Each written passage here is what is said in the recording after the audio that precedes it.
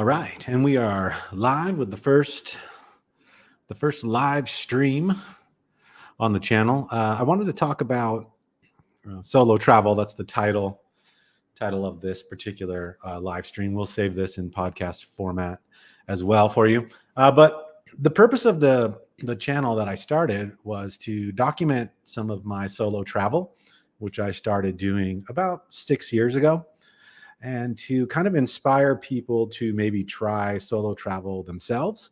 So I wanted to create these live streams to go into more depth into some of the reels that I create. So you notice on the YouTube channel or on the Instagram, on my Instagram channel, I generally try to keep my reels to about a minute, and the shorts on the YouTube channel for about a minute.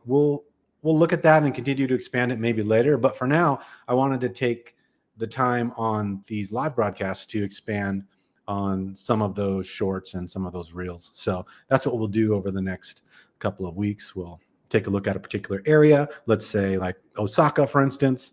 I threw a few highlights in a 1-minute video. I'll expand on that. I'll talk about how I got down to Osaka, what that was like, how to get the train ticket, how to actually purchase an airline ticket for a reasonable price, try to find an upgrade, things like that. So that's going to be the purpose of this channel, because I've noticed there's vlogs that sort of, they have the budget niche vlogs. And then there's these other vlogs where people are staying in these crazy rooms overlooking mountaintops. It's just stuff that's very unrealistic for, I think, most of us to do. And being that I'm not in my 20s anymore. So, sometimes that budget lifestyle and staying in hostels is not ideal. But also, I want to look for a good bargain. And most of the time, to be honest with you, when you find these sort of middle of the road places or places that even locals would stay at, they're better because, again, it's where locals stay and it's where there's less tourist activity. Sometimes you have to go into those tourist areas, but for the most part, you want to try to avoid some of those, because if you want to see the authentic part of a city, a country, or whatever, you really got to get in where the local people are and rub shoulders with them and have a drink, etc. So I think on this first one, we'll just talk about solo travel. Pros and cons. Let's start out with some pros. Well, let's start out with talking that like solo travel is different than traveling with a buddy or traveling with a group. We'll talk about why I think it's better and why I enjoy it so much. But if you are thinking about doing that, then there's some questions you should probably ask yourself around, do I enjoy being by myself, or am I the kind of person that always has to have people around? If you're not sure, then one thing you can do is ask yourself, like, when was the last time you actually did something by yourself? Something like going to a movie, something like going into a restaurant by yourself and having a meal. I didn't do a lot of that when I was younger. And when I first started to do it, it felt a bit awkward. Just going into a bar by myself and sitting down and, just having a drink and feeling like everyone's looking at me, or when I'm eating a meal by myself, having these dumb thoughts that, well, everyone's looking at this guy sitting there by himself. The truth of the matter is no one really cares what you're doing. We think about ourselves more often than anyone else does. And so logically, then everyone else in the space, wherever it is, whether it's a restaurant or bar, is more likely thinking about themselves than you. So if you're thinking about solo travel, I would start there. Try to do something around your town. Try to go out and stretch yourself a little bit. To go out and really eating alone is like one of the kind of interesting things. There are certain areas of the world that I've been to where eating by yourself is not like a big deal. Like in Japan, for sure. Cruising into spots, even some spots like in Korea were conducive to eating solo. But one of the struggles that I did have in Korea is that so many of the meals are like these stews, or if you're thinking about something like a Korean barbecue, where we've got, just a number of people sitting around that barbecue cooking meats. Difficult to go there by yourself because number one, the owners of the restaurants don't want you in there alone because you're taking up a whole table that would normally seat up to 6 or 8 people, right? And then two, that type of environment is really meant to be shared. So what you need to do there is probably try to go make a friend before you do that. But so I would encourage you, if you've never gone on a trip by yourself, you should start small, go out and do something alone, go watch a movie by yourself, and then maybe take like a weekend trip somewhere, somewhere close to where you can sort of figure out if like, hey, I don't, having this time to myself feels kind of weird, or it's not really my cup of tea. But when I go over some of the pros of traveling solo with you, then you may rethink what it means to travel by yourself. I mean, I get asked a lot by people, when I tell them, well, I was just traveling for a month, or I went here, I went there. And they're like, who would you go with? Like, that's always seems to be the first question, right? Who did you go with? Well, I went by myself. They're like, wow. It always seems like it's an amazing thing to travel by yourself. And maybe it is a little bit out of the norm. But once I did it a few times, I was completely hooked, and I am completely hooked on traveling solo. I certainly don't mind meeting people, meeting friends. I've done that when I've been out, and I also like going on trips with other people. But as I'll talk about in the next few minutes, some of the pros of traveling by yourself, they're kind of unbeatable, to be honest. And I think the first pro that we can talk about is you are the master of your domain. Wherever you want to go, whatever you want to plan beforehand, it's all up to you. There's no one to bounce it off of. There's no compromise that has to be made. Whenever you're traveling with somebody else, there is inevitably some sort of compromises that you have to make between each other. And that's normal, right? What time do we want to eat? What time are we getting up? Are we going to this next city? And when you're traveling solo, you get to make all those decisions yourself. For instance, when I was traveling through Asia, I had kind of a rough outline of the cities and countries that I wanted to visit, but I had the freedom to change that and did change it. Midstream, a couple weeks in, I was supposed to travel over to Thailand. And the weather there was just absolutely miserable. It was 90 plus degrees and like 90% chance of rain. Well, I'm a Seattle boy. I didn't need any more rain in my life. And while the temperature seemed fun, trying to explore a city in the torrential downpour, not my idea of a great time.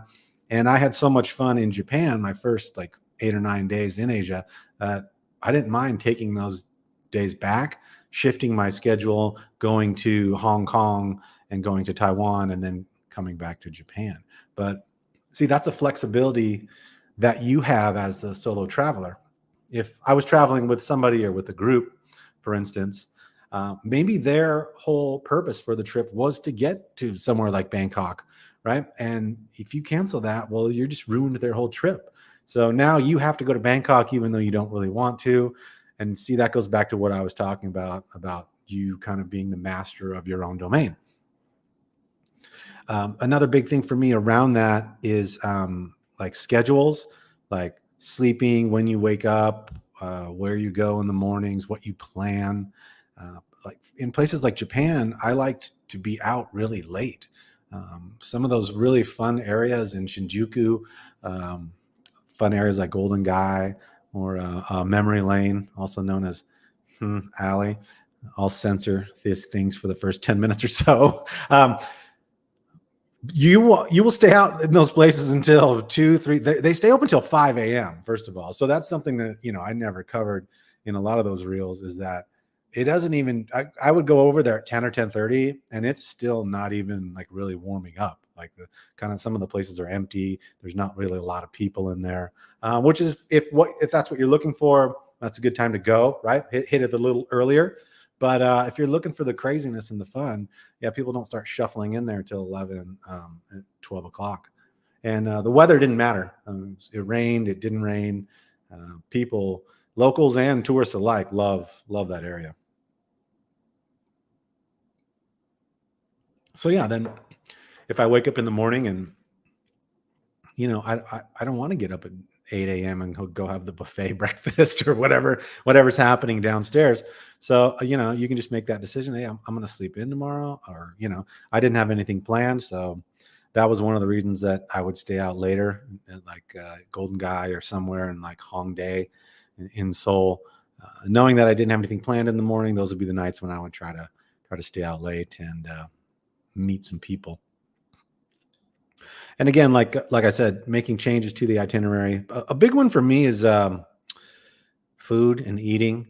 I tend to not eat that much, or not as much as some other people. Some people are totally, I'm into the food all the way, and I got to have 3 solids and I got to have snacks in between every one of those.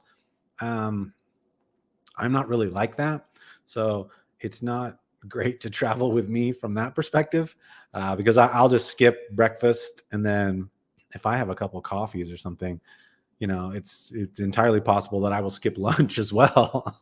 And at some point in the afternoon, I'll be like, man, why am I so tired? Oh, it's because you forgot to eat today. And to some people, the mere notion that you forgot to eat, it doesn't make any sense. But there are people like me, and it's certainly happened to me a bunch of times. So, that can be tricky for folks. I know when I've traveled with people, I say, well, what are we doing for lunch? I was like, I'm not really hungry. And then they're like, well, come on, man, we got to go, try this and that. And, I'll tag along and like hardly eat anything.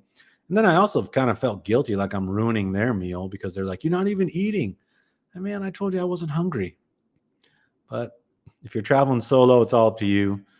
If you just want to eat at the 7-Eleven, which I did many times, and we got to have a whole episode on the Combi, like the Lawson, the 7-Elevens, these places in Asia. I mean, even in Taiwan, they were outstanding places to just grab a decent meal for a reasonable price. They're nothing like the 7-Eleven convenience stores in the US.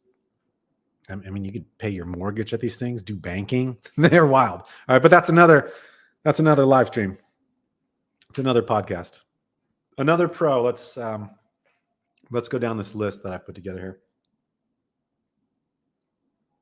Another pro of traveling solo is that accommodations, particularly when I was in Asia, sometimes in Europe too, they charge not just by the room, but by the person.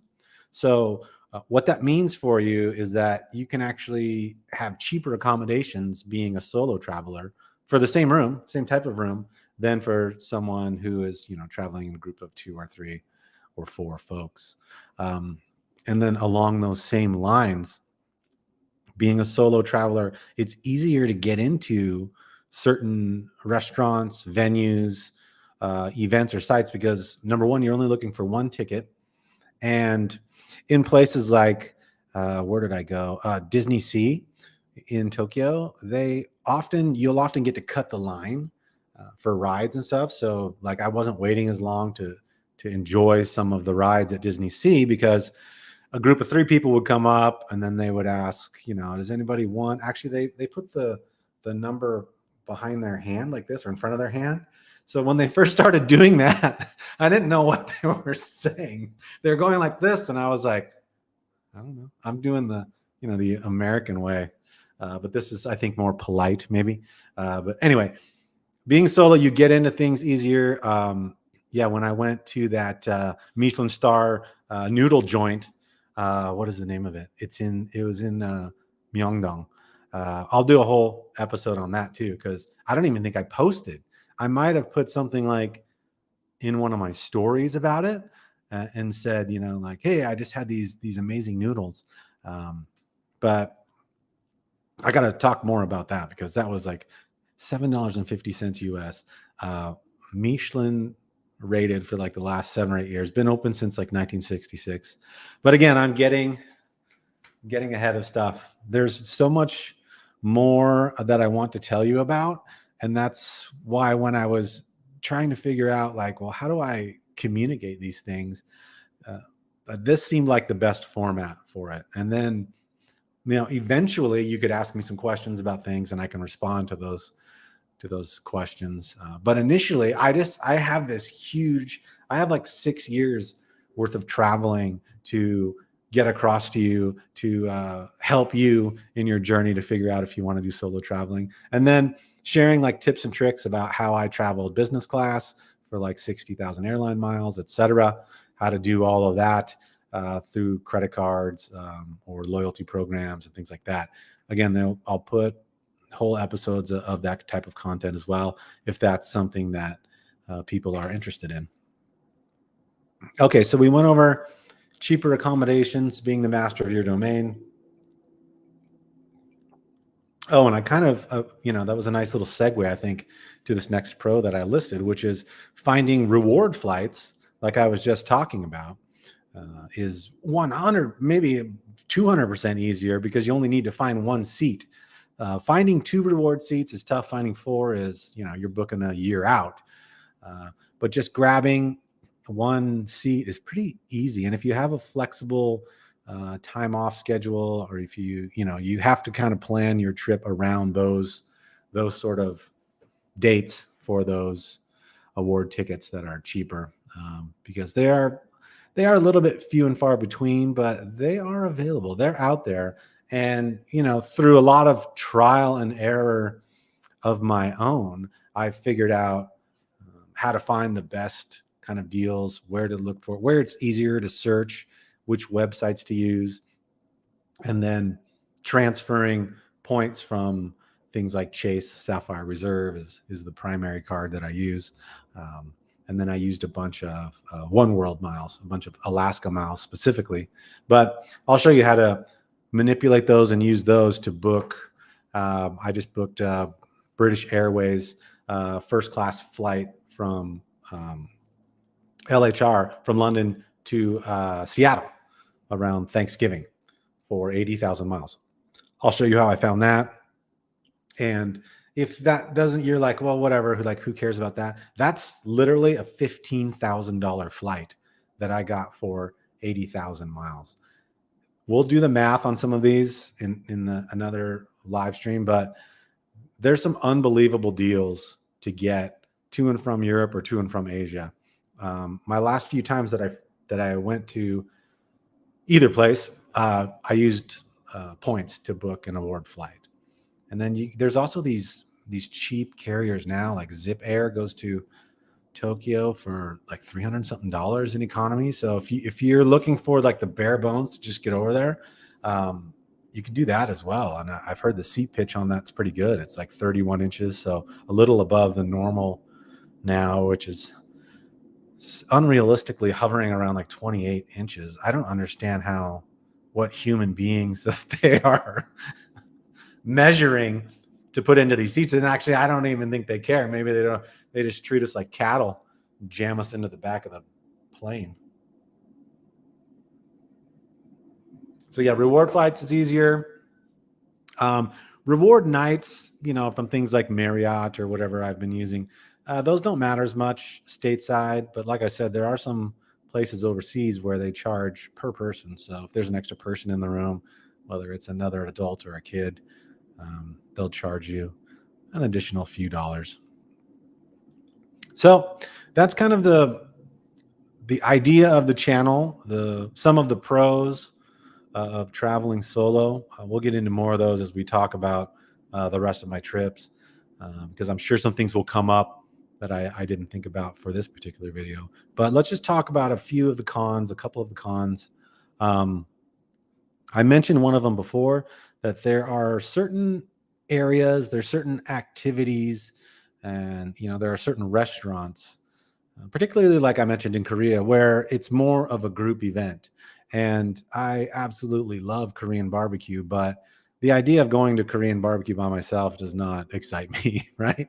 The whole idea of it is that, there's big plates of food, or things like hot pot too, even like you want to have a couple people there, so you're trying things. Not that I didn't absolutely destroy some shabu shabu a couple of times.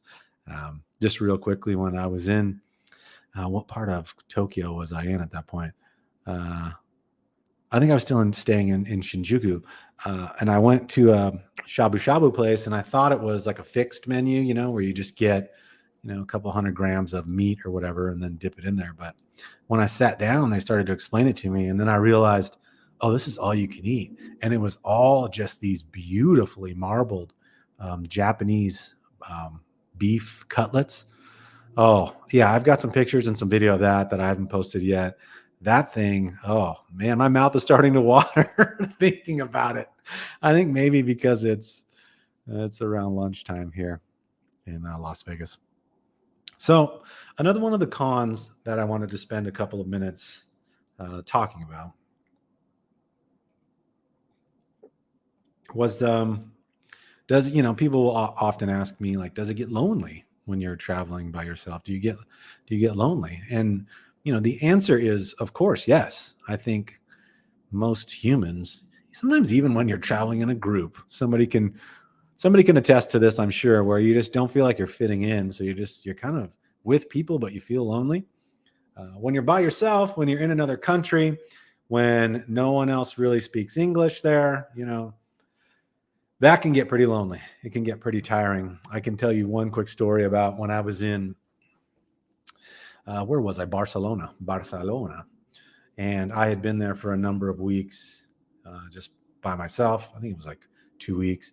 I speak Spanish, so I had been speaking Spanish, talking to people. I met some people, and then I heard an older couple in one of the pubs speaking English and talking about soccer.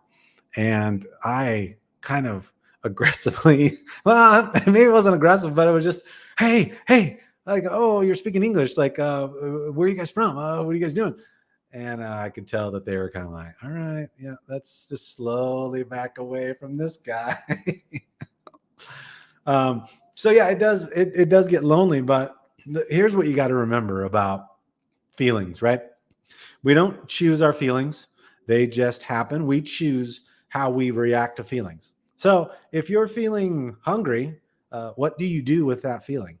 Well, you go and get something to eat. If you're thirsty, what do you do with that feeling? You get something to drink. If you're lonely, what do you do with that feeling? Well, you go and you find some people and you interact with people, or you go to a place.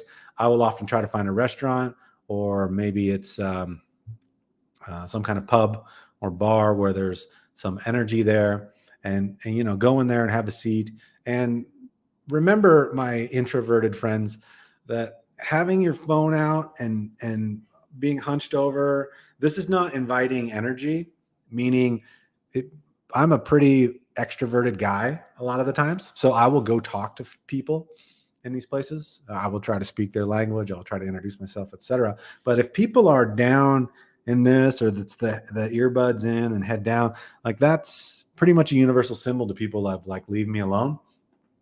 So you have to be conscious of the energy that you're putting out when you go and sit down at these places, because if you want to talk to people, then you need to have an inviting sort of disposition. And that may be difficult for some of you, but it's something you can work on and something you can think about. I made some pretty cool friends along the way on the last trip. Excuse me. Just by being in an area.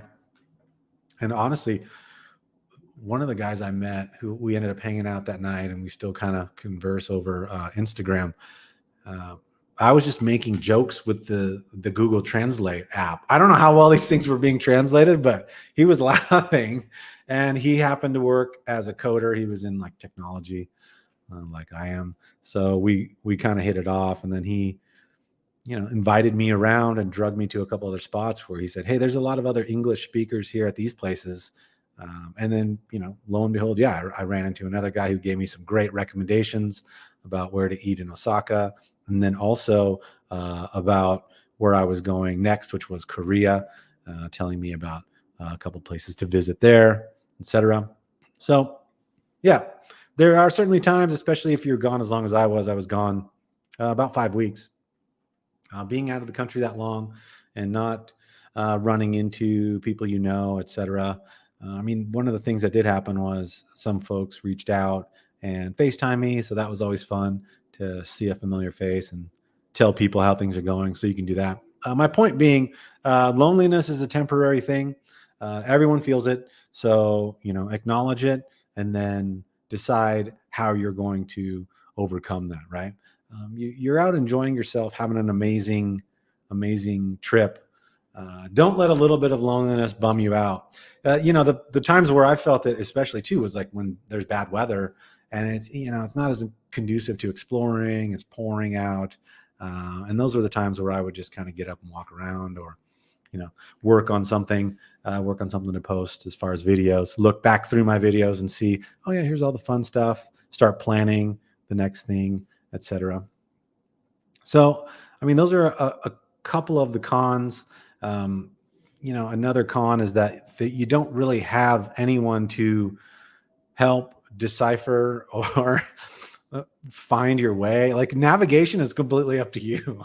So again, that's a pro, and then that's a con. Source of so many arguments, right, is navigation. Like, we're trying to get from A to B, or we're trying to get somewhere on time, and there's no one to blame if you don't read the train if you don't read the train schedule correctly, and you miss a train, or you're hiking through these subways, and I'm carrying all my stuff, and I'm trying to make sure that I get on this express train because I don't want it to take an hour and a half to get to the airport because my flight's in 2 hours. Yeah. So there's no one to say, does this look like the right way to go? So I just got really used to having no pride about not understanding where I was. I mean, you're a foreigner, so just act like a foreigner and just walk up to somebody like I did. Sumimasen, excuse me, like, I don't know where I'm going. Show the Google Translate app, which, by the way, is just a game changer. I spent hours on that thing with people who barely spoke any English, having a good time, laughing, making jokes, in both Korea and in Hong Kong, actually, and in Japan as well. So don't be afraid to break that thing out. And, while it is a con that there's no one there, there's nobody there to help you, you can figure it out. And like I said, don't be embarrassed to be like a foreigner, because you are. You don't know what you're doing there. Even if you've been there several times, something changes, or there was, especially when you're traveling through like the train system in Korea and Japan, and actually in Hong Kong as well, and a little bit in Taiwan, not as much, but often in English. So a lot of the signs, in Hangul, in the kanji, and then in English, and they'll even announce in English. So if that's something that you have sort of trepidation about, I wouldn't worry about it too much. I would recommend that you do learn some of the language, right? The simple stuff like excuse me, hello, goes a long way to making an effort. People appreciate it. I remember in France one time, and I think these lives are going to be filled with a lot of stories of me remembering things that happened. So enjoy or fast forward, it's up to you. But I was in France, and we're trying to get directions. And French is one of the Romantic languages, so it's structured similarly to Spanish. So it's just different vocabulary. So I could kind of figure it out. So I'm struggling through asking this guy which way to go and ordering a coffee. And then finally he spoke to me in English, and he's like, yeah, you need to go down here and do that. But oftentimes, and this is a gross generalization, but I've seen it happen to me, is particularly with the French. They will just pretend like they don't speak English. And it's complete bollocks, because most of them do. Everywhere you go, it seems like someone speaks a little bit of English. So if they're, giving you the RBF, try a merci and give it a shot to speak to them in their native languages. Well, this will wrap it up. I will wrap it up by saying again, kind of the goal of this is to expand on, some of those really short posts that I've done, tell you more about those places, how I got there, what else I did when I was there, how to score some of these travel deals, where I stayed at this place. Oh, the place that I stayed at in Hong Kong, I got it for like 60,000 Marriott points. We got to talk about that. This room was unbelievable. It was a 5-star resort, 60,000 Marriott points. We'll go more into that later. But again, the channel's about not budget travel, not high-end travel, trying to find that sweet spot of travel. And then by, taking advantage of some of those things like airline miles, et cetera, you can drive down the cost, but still have a really cool experience of being able to fly in business class. Like, these are kind of once in a lifetime things that you have to try out, and points and miles are kind of the easiest way to do it. So thanks for listening. Thank you for watching this. If this is helpful to you, give me a thumbs up, give me a comment, and let me know that this is the type of stuff you want to see. If you're being bored by my voice already at this point, 30 minutes in, please let me know that as well. And we can shorten these up. But I think 30 minutes is kind of what I'm shooting for. And then, depending on the topic and depending on if people want to ask questions, I can extend these out to more of like an hour format. But for now, I think I will say goodbye, good evening, and safe travels. See you soon.